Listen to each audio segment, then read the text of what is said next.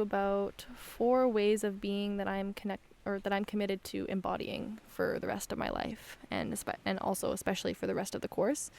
But I committed these. This was part of my homework. Like every day we had homework to do, just journaling prompts, and this was one that I really loved because these four things that I'm committed to embodying are just resonating so amazingly with me, and I'm so excited about them. And I swear, like, just embodying these 4 things are just going to change my life and just shoot me on the path of success.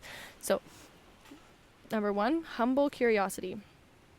I am committed to embodying humble curiosity. This is something I've had to repeat to myself over and over and over throughout the first weekend and the second weekend, because I was not being humble the first weekend. I was trying to be humble, but I'm like, oh, this is so lame. Like I'm not getting anything from this. Like I'm too good for this. I'm too, I don't need this, right? So I kept having to remind myself, humble curiosity, which is something I heard in the course that's from somebody. I'm like, humble curiosity. That's what I need right now. Stay humble. I need to stay humble. You're not perfect. So yes, humble curiosity. I'm going to continue with this course with humble curiosity. No matter how amazing I think I am, no matter how enlightened, or no matter how much personal development I do, or no matter how many books I've read, or how I was raised, or whatever it is, how amazing my mom is, it doesn't matter. I still have a long way to go, and I have a lot to learn from these people. So that's number 1. Number 2, I am committed to embodying going above and beyond to win friends and influence people. And I've spoken enough around that, so you know what I mean when I say this. I am committed to embodying a relentless dedication to excellence. And this is around, and I love my wording on this, guys. I'm just, that gives me goosebumps to say. Just sounds so powerful. Like, I'm relentless in my dedication to excellence. And when I say this, I mean excellence in everything, but like really in my preparation. I need to, if you fail to prepare, you prepare to fail. So I need to be excellent. My excellence around this preparation needs to be stepped up for sure. And the final one is I'm committed to giving and receiving feedback for the rest of my life. I'm no longer afraid to give feedback to other people. That's part of my people pleasing, is like if I had feedback to give somebody, I didn't want to do it because I didn't want to offend them or get into any conflict. And I am now willing to offer feedback to people when it's necessary. Like I'm not going to obviously go around and saying, can I give you feedback? I feel like you need to work on this and this and this all the time. Like, no. But when it comes to somebody who's very close to me, who I think that could really benefit from this feedback that I see, I think I'm definitely not going to be shying away from that. And also receiving feedback is an even huger one, like huge. I'm going to be asking for feedback the rest of my life from everybody. Not from everybody, from the people whom I think will give me the feedback that people who I actually want to receive the feedback from, people who are very close to me, and especially people who I want to be like, people who I really look up to. So I'm definitely going to keep asking for feedback from certain people in my life who I really think that have a lot to offer me, not from the people who don't have what I want. If it's somebody who is living in a place in their life where I don't really want that, or I don't envy that, I'm probably not going to ask them for feedback, because maybe their feedback will come from a place that is not like resonant with where I'm at. So those are the 4 things that I'm committed to embodying. I'm really excited to embody these, and I've already started. So almost done, I promise. I'm going to read to you my commitment, my contract. We call it our contract, but it's like a commitment that I've made.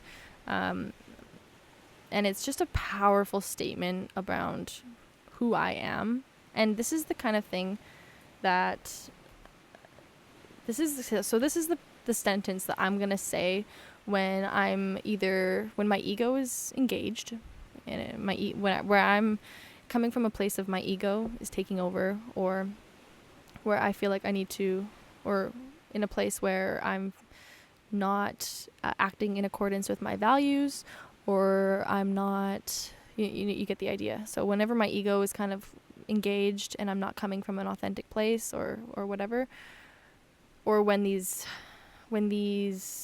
pieces of feedback that I receive, when they start to show up, how can I respond from a powerful place and get myself back on track? The way to do that is to remind myself of my contract, which is, I am a transcendent, powerful, generous leader. And that's it. That's who I am. That's who I am, and that's who I strive to be. And everybody has their own. And this was a really powerful exercise.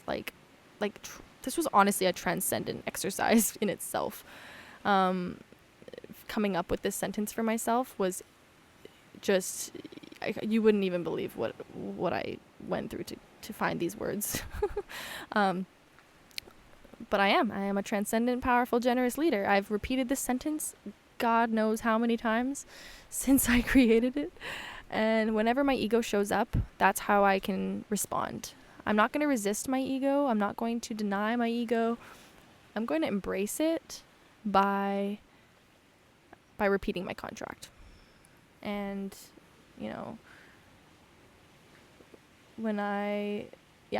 so that's the good way to do that. My vision, I'll tell you guys my vision, which is similar, except for my vision is more of, what do I want for my life in the future? What do I want for my life? Well, should I say, what do I want for my life right now?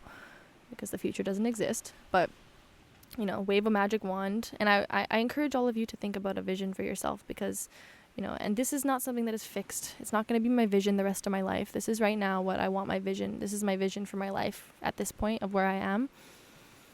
And the way to do this is, an easier way to come up with this vision is wave a magic wand. What do you want for your life? How do you want to feel? How do you want to be? What do you want to be doing? That's the kind of thing. And even if you don't know exactly what you want to be doing, you want to live I was just talking to a friend of mine her name's Gemma. She's here volunteering with me. And she asked me, when I read her my vision, she asked me, well, how easy is it to come up with a vision if you don't know what you want to be doing? She's very free spirit like me, and she wants to travel, and she wants to see where the wind takes her, and doesn't want to commit to anything, because she just wants to be free completely, and so she doesn't want this vision she doesn't want to create necessarily a vision, because she doesn't want to box herself into anything. And so I responded by well, that's a great question. And I just responded by saying, it doesn't have to be what do you want to be doing physically, but who do you want to be? How do you want to feel? Because I think no matter what, you can kind of most people can know what they want to feel, whether you know what you want out of life in general. But how do you want to feel? Most people want to feel happy, number one. A lot of people want to be free, happy. They want to have love, all of these kind of things. That can be an excellent vision. It doesn't have to be, I work at this job or have this much money, whatever, So for me, my vision is, I am a and this, by the way, I took a few words from my contract. I am a generous leader, traveling and changing the world with my message of love. And hence why one of the feedbacks that I got was message of love from an empty heart. That's why that one stung a little bit. I'm like, ooh, okay, well, that's my vision, so I need to look inward on that. But that's my vision. That's who I want to be. That's what I want my life to look like at this from this point of where I am right now. And so just if you want to create a vision for yourself, I would love to invite you to do this and to share it with me. And share it with as many people as you can, as many as you want, because the more you share this vision, the more it solidifies it, the more you're able to manifest it for yourself. But the two recommendations I'm going to make are, start with I am, or, in a present tense, because rather than saying I will, or I'm going to be, or I want, because those make it something in the future that you're reaching towards that you don't currently have. It's much better to embody it as if it's already here, just, manifestation wise. That's kind of the better way to do it. And then the second tip I will give you is to only use words of positivity. rather than saying what you don't want, you should say what you do want. So instead of saying I don't want any more drama in my life, you would say I want, how would you even say that? I want a life of love and connection and positivity. That would be the opposite of having a lot of drama or negativity in your life. You see what I mean? So, I will now give you my team's vision. This is the vision that I created the artwork for, that breakdown kind of happened around, and I'll give you the vision, and I will also be posting the artwork that I made around this vision that is essentially a visual representation of this vision. I'll be posting it on my Instagram in the next day or so, and so you can see.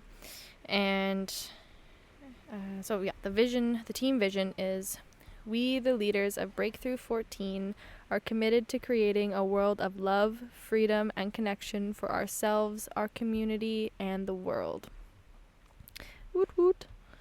So that's our vision. And yeah, I'm going to be creating lots of artwork around these visions because I'm super inspired right now. Like, I've been completely out of my creative zone recently, and I was, through making this artwork for my team, I was able to kind of reconnect with how much I love to make Photoshop art. So I did another one for one of my teammates, asked me to make one for his vision and contract, and I am now doing that, or I just did that actually. And I'm going to hopefully make lots more. I'll make one for my own. And anyways, I want to know, and this is my final question to you. This is the final thing I'm going to leave you with. Actually, no. I want to tell you one more thing. Just one more nugget of wisdom that I forgot to mention somewhere in here. It's around, so something that I learned from in the course was to embrace fear, and so when you embrace fear, it will go away. And when you embrace your ego, you will laugh at it. So that's not the proper wording of any of this, but essentially, rather than to resist fear and resist your ego, rather than to resist anything that you don't necessarily want to control you, rather than resisting it, actually embrace it. So when it comes to your ego, rather than resisting it, because you're never going to get rid of your ego, and nor do you want to, right? You don't want to get rid of your ego. It's something that you were born with for a reason. It's okay to have an ego. It's actually essential to have an ego. It keeps you safe at times. It does things for you, especially for, for many people, the ego is what gets you to be so successful in life, is to it's kind of how people have evolved, especially, men have been evolved from the beginning of time, fighting and, hunting and gathering and all these because of their egos, like, allowed them to do all of these things. So that's just kind of a different story, but essentially the ego is not to be resisted, it's to be embraced. And the way to embrace your ego is to become aware of it when it comes up and laugh at it. And it takes a special person to be able to see their ego, for one, because a lot of people are not even aware of their ego when it comes up, and they are just operating from ego a lot of their life. And that is why relationships are not successful. That is why divorce is so prevalent, is because people are operating out of their egos all the time without noticing it, and just thinking that that's just how life is supposed to be. So rather than fighting your ego, rather than resisting it, embrace it by laughing at it. So we learned many times to laugh at our egos throughout this weekend, and it just makes it so much more fun when you're like, oh, my ego is engaged, let's just laugh at it like as if it's something separate from you, because then it doesn't feel like, then it's not able to control you, because it's not you, right? So embrace fear and it will go away. Embrace ego by laughing at it. Embrace fear. Like, don't resist fear. Don't fear itself. Embrace fear embrace fear. Embrace fear and it will go away. So if you're afraid of heights.